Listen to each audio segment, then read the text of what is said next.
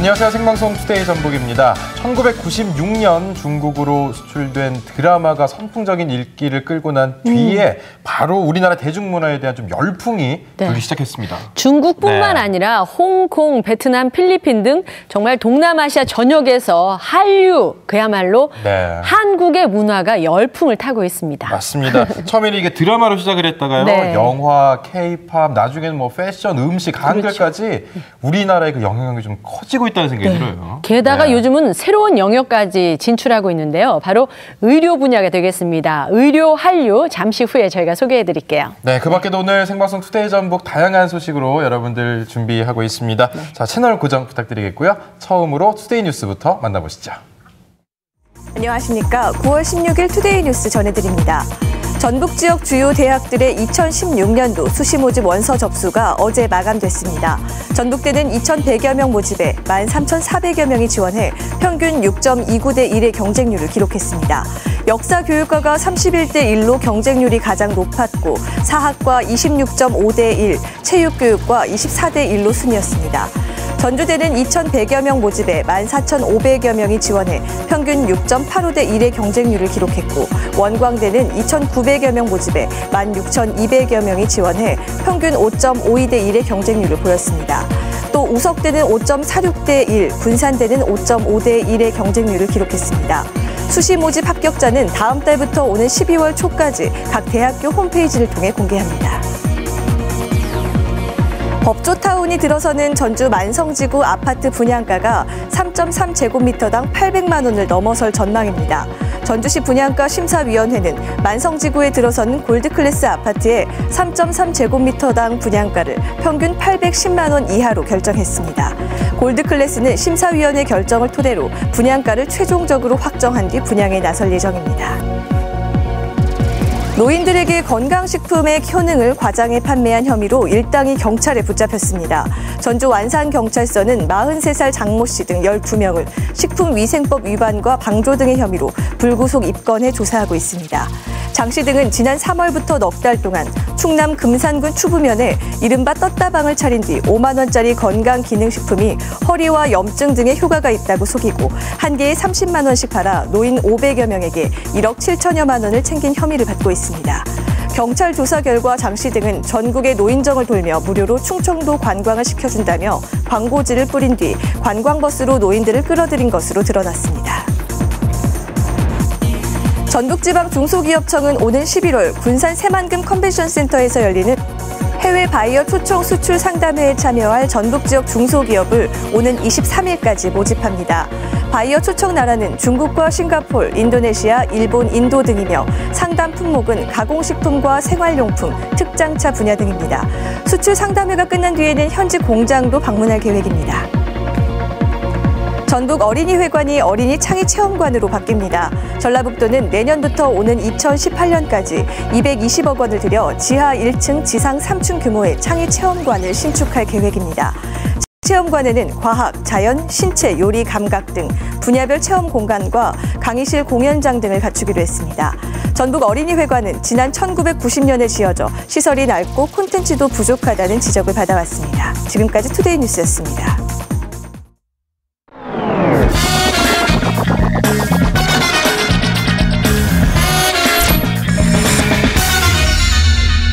앞에서도 말씀을 드린 것처럼 대중문화 산업에서 시작한 한류가 이제 의료 산업 분야까지 확산되고 있습니다.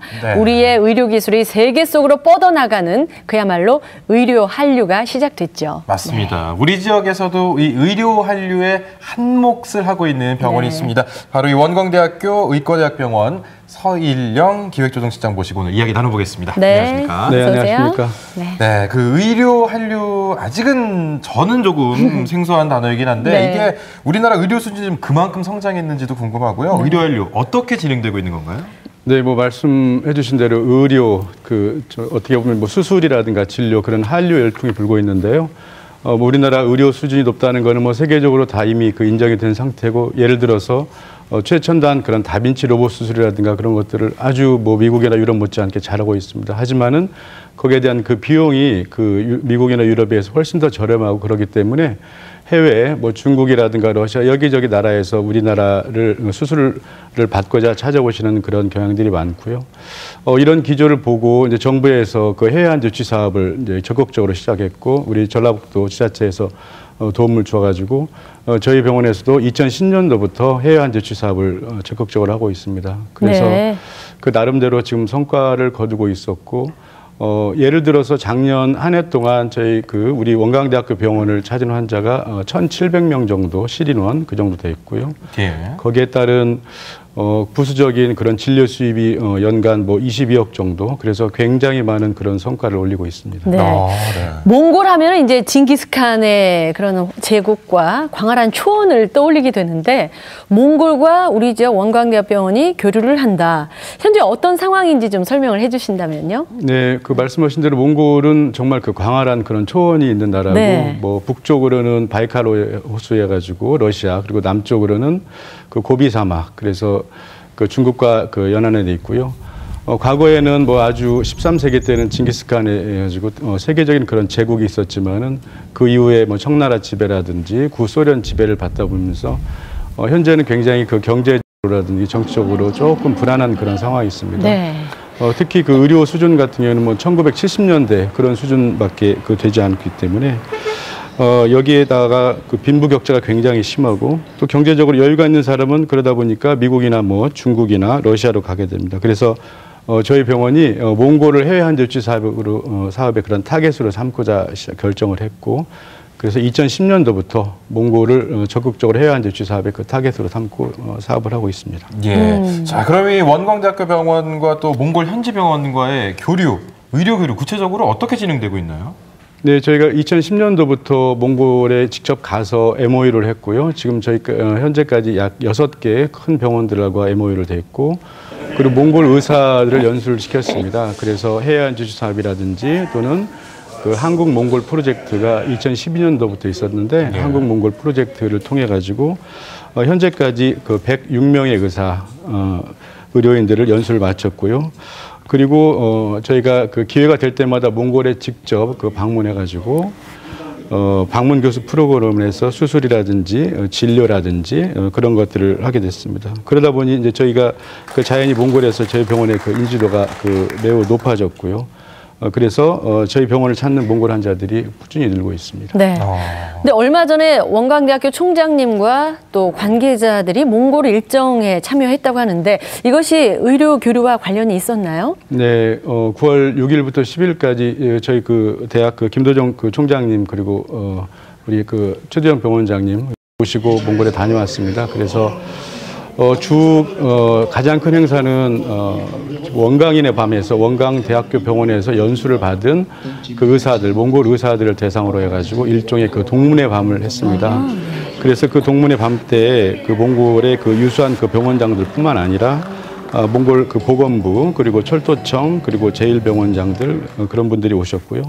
이런 행사를 몽골의 그 UBS라든가 TV9 같은 그런 TV 방송에도 뉴스로 보도되었습니다. 네. 예, 말씀 들어보니까 정말 이 뭐랄까 몽골 주요 정부기관 관계자들이 좀 오셨다 이렇게 생각이 드는데 네. 현재까지 의료 교류 관계 어떤 반응인가요? 우선은 몽골 그 주요 인사들, 뭐 부총리나 뭐 국회의원, 뭐 장관분들 이런 분들하고 많이 그런 밀접한 관계를 했고요. 그리고 저희가 지금 6년간 의료 교류를 그렇게 쭉 해왔기 때문에 상당히 밀접합니다. 하지만은 이제 몽골 의사분들은 암 환자라든가 장기 이식이라든가 그런 큰 질환에 대해서만 관심이 좀 많은 편이고요.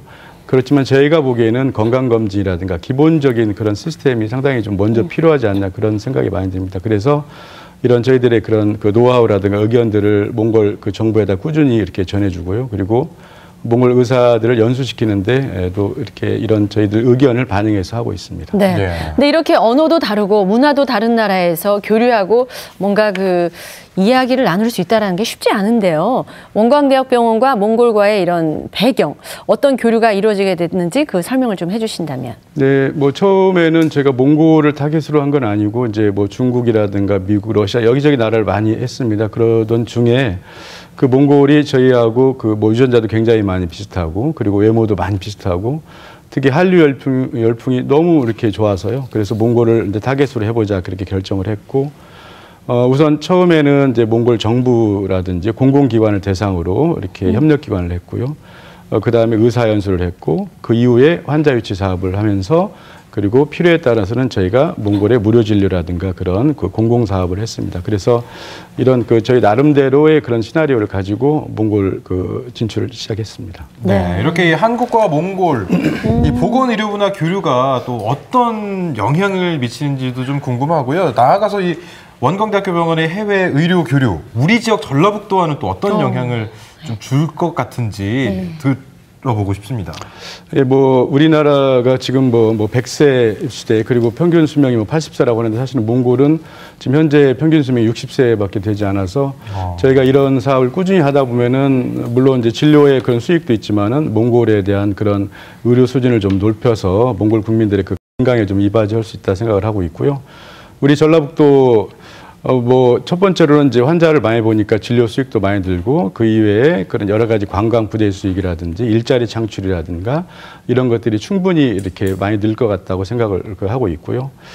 특히 제가 몽골뿐만 아니라 해외 다른 나라에 갈 때마다 항상 저희가 그 우리 전라북도를 그 소개하는 그런 홍보 영상을 항상 가져갑니다. 그래서 여기저기 나라에 가서 우리 전라북도를 소개하고, 특히 뭐 새만금의 그런 광활함이라든지 그 변산반도의 그런 아름다움이라든지 그런 것들을 자꾸 소개합니다. 그러다 보면은 제가 꼭 진료 수익만 그 올리는 것이 아니라 우리 지방 전라북도에 대한 그 나름대로 그런 홍보 활동도 하고 있다고 생각합니다. 이미 뭐 몽골에서는 스타급으로 대우를 받으실 것 같은데요. 인터뷰도 워낙 많이 하셨다고 하고 그러니까. 근데 이제 이렇게 활동을 하시고 그러다 보면 전문의로서 또 거기서도 직접 의료 활동을 하시잖아요. 감동받았던 어떤 에피소드도 있었을 것 같은데. 네. 저희가 쭉 그 그 활동을 해오긴 했는데, 특히 2013년도에 그 몽골 철도병원에 그 내시경 수술실을 이렇게 제대로 마련해 줬습니다. 그래서 그 이후에 뭐 신장이라든가 전립선 그런 수술을 이제 꾸준히 그렇게 많이 해줬습니다. 뭐 물론 당연히 가서 무료 수술을 그렇게 해줬고, 그 무료 진료를 해줬고 그렇게 했습니다. 그래서 그때 수술 이후에 환자들이나 보호자분들이 저희한테 그 감사하는 마음들이 그 항상 그 많이 얘기하시는데, 너무 그게 감명적이었고요. 뭐 특히 최근에는 그 몽골의 그 유명한 이제 배우이자 감독이 그 신부전증으로 그 좀 사경을 헤매고 있을 때, 그 몽골 그 연예인들이 그분을 위해서 이렇게 돈을 모아가지고 그 저희 병원에 와서 신장 이식 수술을 받은 적이 있습니다.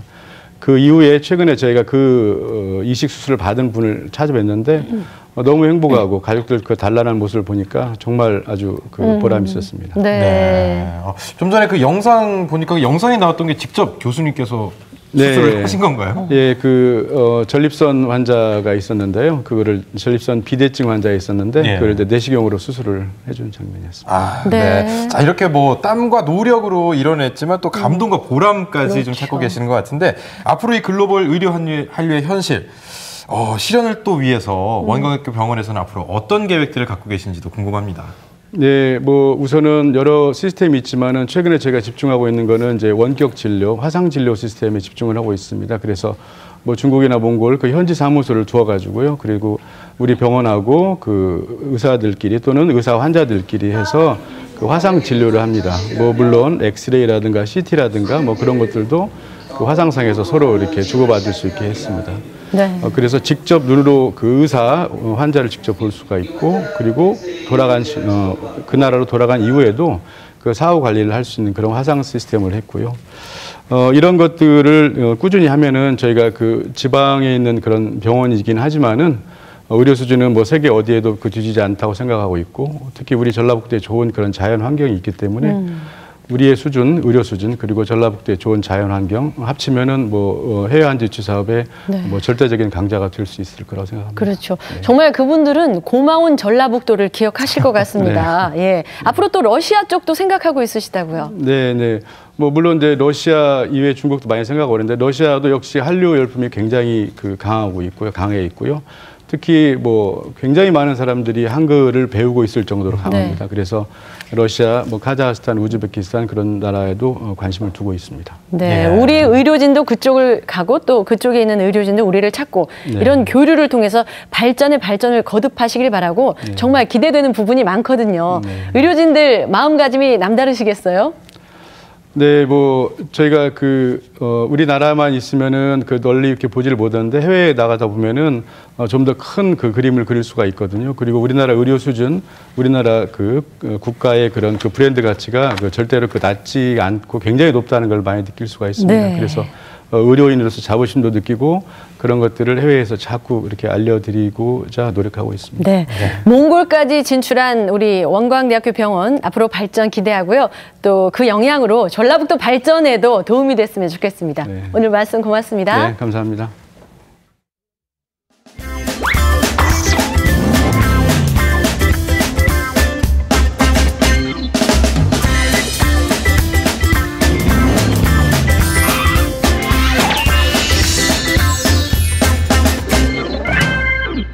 이렇게 우리나라의 문화, 의료 정말 모든 분야에서 각광을 받고 한류 열풍을 탈 수 있다는 거 네. 정말 자부심이 느껴지네요. 네, 맞습니다. 네. 우리도 특히 좀 우리나라에서 못 보는 외국 것들을 좀 보거나 이럴 때는 좀 신기하거나 재밌거나 그렇죠. 이런 생각이 들잖아요. 네. 그렇지만 또 동서고금을 막론하고 이것만은 조금 최고다. 네. 이렇게 손꼽히는 것들도 또 있습니다. 자랑하고 네. 싶은 것이 있습니다. 바로 경상도 쪽으로 우리가 좀 여행을 갈까 하는데요. 사각사각 가을 사과 맛을 보러 창원으로 한번 떠나보시죠.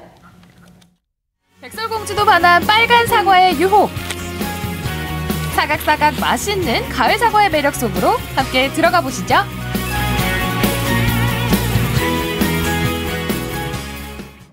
가을이 오면 눈부신 아침 햇살에 비춘 대추며 호두가 탐스럽게 익어가는 가을의 문턱. 사과도 이제 수확을 막 기다리고 있네. 먹고 싶다. 아니 이게 웬 떡? 하늘에서 사과가 떨어졌는데요. 진짜 예쁘지 않아요? 예쁘다. 맛있겠다. 그 왜 너무 집 사과를 먹어요? 에? 이거 하늘에서 떨어진 거예요. 아니에요. 내가 여기서 실수로 떨어진 거예요. 하늘에서 떨어졌는데요? 하늘에서 떨어진 건 땅에서 떨어진 건 우리 밭에 있는 건 내 사과예요. 먹어보세요. 맛있는 거. 제가 한 입 베어 물어봤는데요.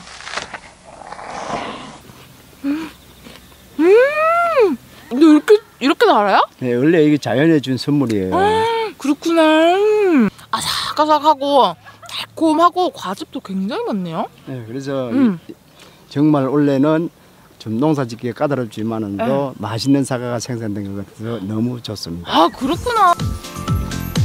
경남 거창 사과는 일조량이 풍부하고 땅이 기름져 당도가 높은 게 특징인데요. 무더운 여름을 잘 견뎌낸 사과나무에 정말 풍성하게 사과가 열렸더라고요. 나무 하나에 엄청 많이 열리는 것 같아요. 한 나무에 한 100, 한 20, 30개. 네, 100, 한 20개 정도 해가지고 착과를 시게 난 거예요. 홍로락하는 품종이고, 홍로. 네, 우리나라의 이제 국내 육성 품종이고, 네. 신이 내린 선물이라 생각하면 되겠죠, 그죠? 왜요? 네, 자연과 싸움도 해야 되고, 병충해도 싸움을 해야 되고, 모든 걸 다 이기서 살아나 지금까지 요 사과 한 개에 달기 위해서 5개의 작은 꽃이 피가지고 5개가 수정됐는데 유일하게 요 한 놈만 남아 있잖아요. 그래서 이게 선택된 과일이라 생각하면 되죠. 사과를 골고루 익게 만드는 자동 반사판 이외에도 잡초가 자라지 못하게 하는 방초망 등 농장 곳곳이 기계화가 돼 있었는데요. 이 모든 게 일손을 덜기 위해 고심 끝에 발명한 사장님의 아이디어더라고요. 꼭지를 쳐서 이렇게 담고 다가만큼은 꼭 사람 이제 손으로 수확을 해야 되는데 기계화를 할 수 없는 부분이 실제 이게 사과예요. 꼭지를 제거를 해줍니다. 이렇게. 끝부분을 이렇게 잘라버리면은 사과가 서로 부딪히도 상처가 안 나고. 사과를 따는 일만큼은 기계가 대신하지 못하니 사과 수확철만 되면 온 가족이 일손을 거두는데요. 몸은 고되지만 이렇게 빨갛게 잘 익은 사과를 보고 있으면 없던 기운도 날 것 같더라고요. 그런데 이렇게 바쁜 때 어디론가 사라진 사장님. 잠시 뒤 손에 뭔가 들고 오셨는데요. 고생하는 아내를 위한 특별 새참이라고 하더라고요. 근데 이거 뭐예요? 이걸 몰라요? 네. 이 동의보감에 사과 찜 사과고 감기 예방에 이렇게 나오는 사과예요. 그래요? 아니 저는 배 가지고 이렇게 저희 엄마가 가끔 해주시거든요. 그건 알고 있었는데 사과 가지고도 하는지 몰랐네요. 이 사과가 100하면 더 좋아요. 사과찜을 대신할 특별한 사과 요리. 먼저 사과는 껍질째 깍둑 썰기를 하고요. 새우젓과 무, 부추, 고춧가루를 넣어 잘 버무리면 사과 깍두기가 완성됩니다. 이 외에도 사과 샐러드, 사과 부추 겉절이가 준비됐는데요. 함께 만든 사과 요리는 돼지고기와 함께 먹는다고 합니다.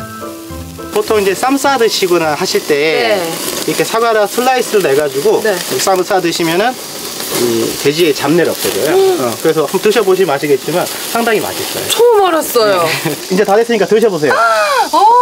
아니 아버님 어떻게 먹는지 좀 알려주세요. 저 사과로는 쌈도 안 싸 먹어보고 이래가지고. 그럼 이제 고기 한 점 넣고 파무침도 넣고 사과 하나 넣고 사과도 올리고 이렇게 해서 맛있어요? 돼지고기와 사과의 만남 한 입 가득 먹어봤는데요. 이런 맛이구나. 짜지 않고 싱겁지 않고 약간 달콤한 맛이 밑에 깔려 있어요. 사과 향이 입에 싹 도니까 돼지어 냄새도 없고. 맞아요. 그리고 아삭아삭하고. 맛있다. 사과가 돼지고기의 지방을 분해시키고 소화를 돕기 때문에 돼지고기와 사과는 그야말로 환상의 궁합입니다. 그리고 입가심으로 이제 요거 사과 주스예요. 상큼한 사과 주스로 마무리. 정말 달콤하더라고요. 여러분도 다가오는 가을에 사과 많이 드시고요. 예뻐지세요. 사과로 다양한 체험을 즐기는 곳이 있다고 해서 찾아간 곳. 경남 거창에 위치한 사과 테마파크인데요. 사과의 역사부터 사과에 얽힌 이야기, 다양한 품종 등 사과에 대한 정보들이 가득하더라고요. 그중 아이들에게 가장 인기인 곳, 바로 백설공주 의상을 입고 사진을 찍는 포토존인데요. 친구는 보니까 백설공주가 진짜 있었어요? 진짜 백설공주가 다시 태어난 것 같은데 이렇게 옷 입어보니까 어때요? 그냥 좋아요. 이젠 사과를 이용한 체험을 할 차례. 이곳에선 사과를 이용한 요리 체험이 가능한데요. 아이들 모두 사과 피자를 만들고 있더라고요. 피자 반죽 위에 치즈와 얇게 썬 사과를 올리고 그 위에 햄과 블루베리를 얹어 오븐에 구워내면 사과 피자가 완성되는데요. 잘 먹겠습니다. 치즈의 고소함과 사과의 달콤함이 가득한 사과 피자. 아이들도 직접 만들어 먹으니 더 맛있게 먹더라고요.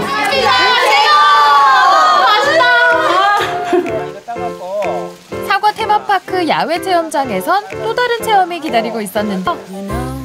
안녕하세요.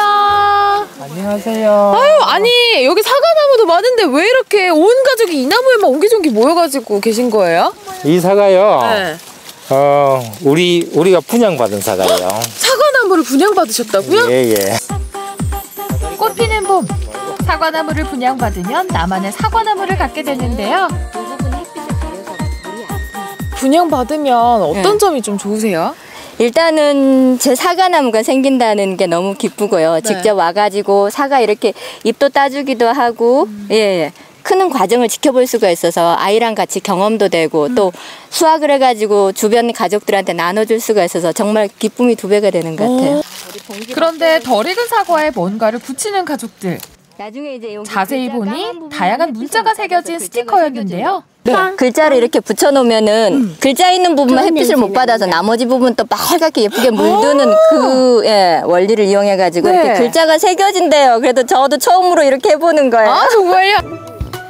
이렇게 자신이 원하는 문자 스티커를 붙이고 한 달이 지나면 이렇게 특별한 의미를 담은 문자 사과가 완성된다고 합니다. 누구한테 주고 싶어요? 아빠한테 드리래요. 왜요? 아빠한테 드리고 싶은 이유가 있어요? 그냥 아빠가 오래오래 사셨으면 좋겠어요. 아빠 혹시 담배나 뭐 술이나 담배 피세요. 그래서 아빠한테 건강 사과를 아빠한테 그럼 한마디 해야겠는데? 아빠 담배 좀 끊어. 수확부터 다양한 체험까지 몸에 좋고 맛도 좋은 사과의 무한 변신 어떠셨나요? 제철 음식이 보약이다 하는 말처럼 제철 맞은 가을 사과로 건강한 가을 보내세요.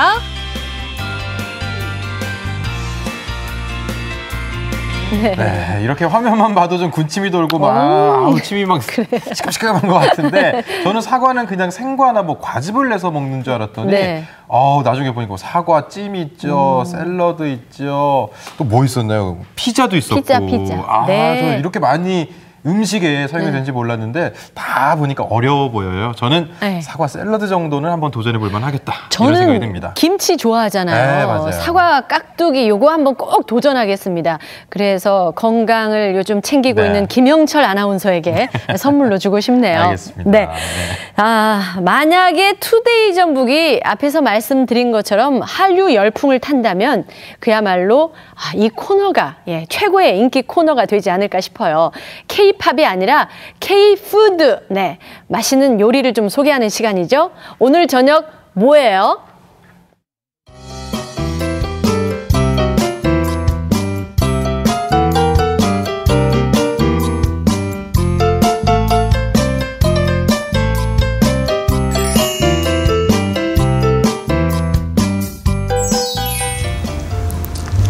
안녕하세요, 정정입니다. 이번 주는 특별히 야외로 나와봤습니다.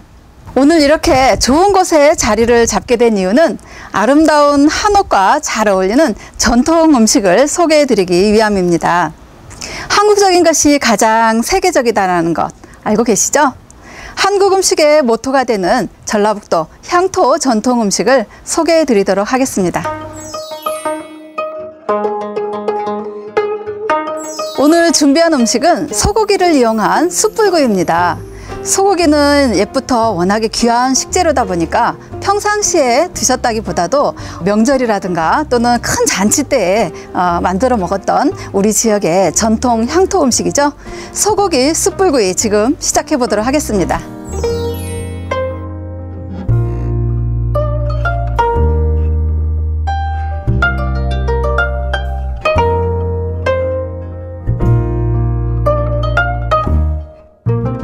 네, 먼저 소고기 숯불구이에 들어가는 소고기 양념을 만들어 보도록 하겠습니다. 배즙, 양파즙입니다. 소고기를 부드럽게 해줄 뿐만 아니라 누린내를 제거하는 데 효과가 있죠. 그리고 다져진 파, 마늘, 후추, 간장입니다. 보통 고기 양념 하실 때 제일 곤란한 게 고기 분량에 간장을 얼만큼 넣을까 이런 부분이죠. 좀 쉽게 생각하실 때는 100g을 기준으로 했을 때 간장은 한 큰술 정도를 넣어주시면 아주 적절하게 간이 맞춰지고요. 그 간장량의 반절 분량으로 단맛을 넣어주면 되는데 그 설탕이라든가 꿀을 적절하게 활용하시면 맛있는 양념이 만들어집니다.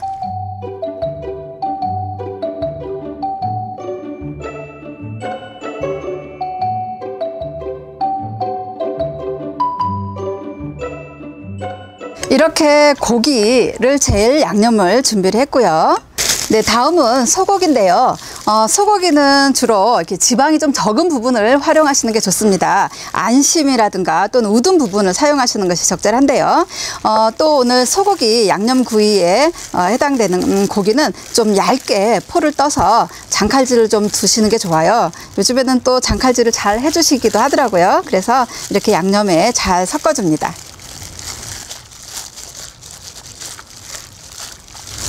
네, 이 상태에서 약 30분 정도를 이렇게 간이 배이도록 이렇게 잠깐 두도록 하겠습니다.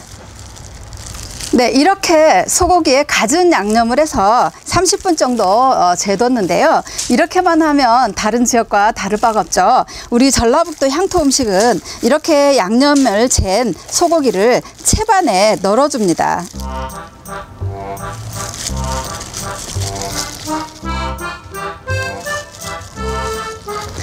네, 이렇게 채반에 고기를 펼쳐주신 다음에 약 3시간가량 볕에 살짝 말려주게 되죠.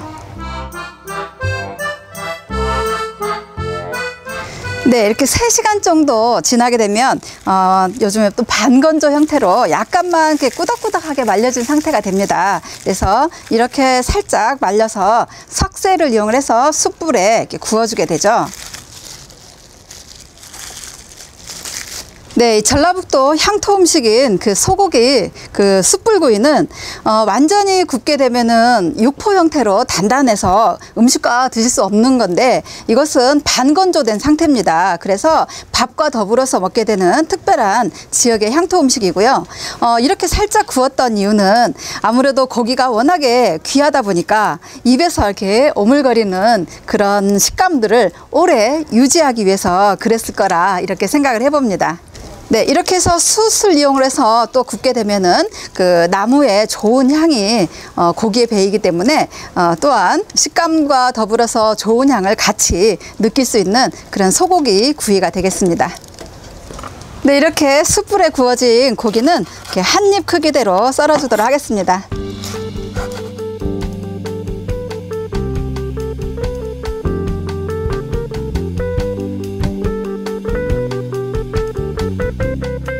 잣가루를 뿌려보도록 하겠습니다. 자, 그리고 이 소고기 숯불구이와 가장 또 잘 어울리는 채소 냉채를 하나 더 만들어 보도록 하겠습니다.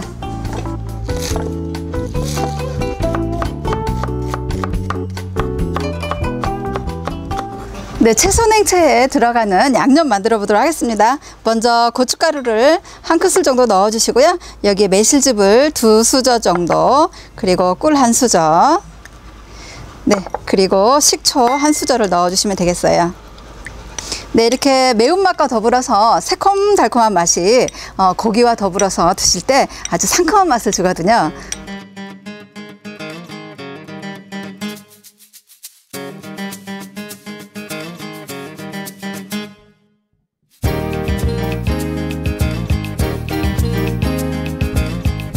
네, 이렇게 상큼한 냉채를 곁들여진 소고기 숯불구이 완성했습니다.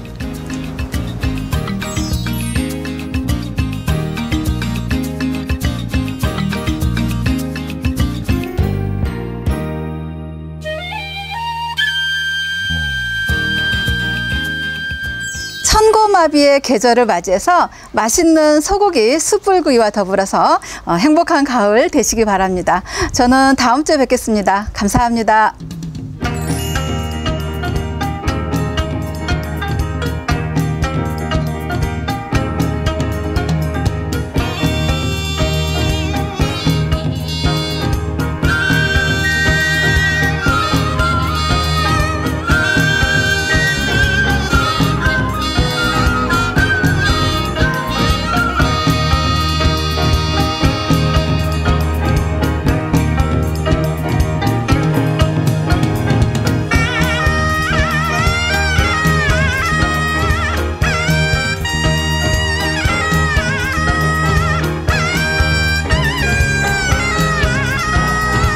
아니, 정정희 선생님은 자주 네. 밖으로 나와서 요리를 하셔야 할 것 같아요. 더 군침 도는, 더 맛깔나는 요리를 해주셨습니다. 방송뿐만 아니라 집에서도 잘 해 드시는 거죠? 네.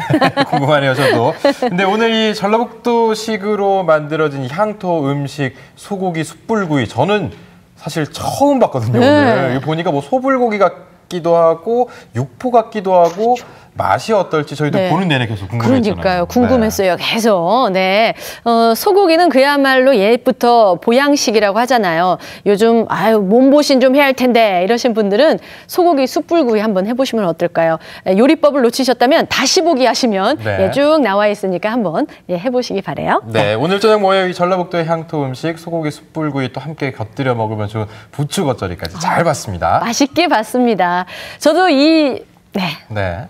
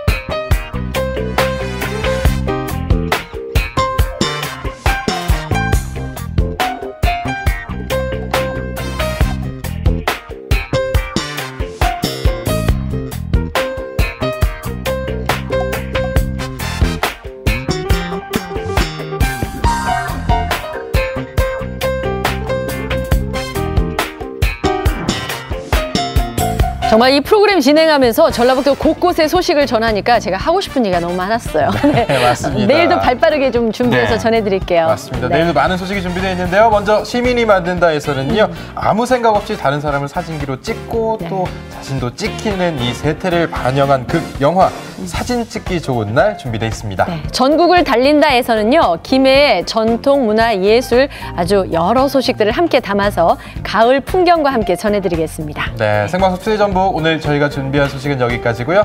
저희는 내일 오후 5시 20분에 다시 찾아뵙겠습니다. 함께해 주신 여러분 고맙습니다.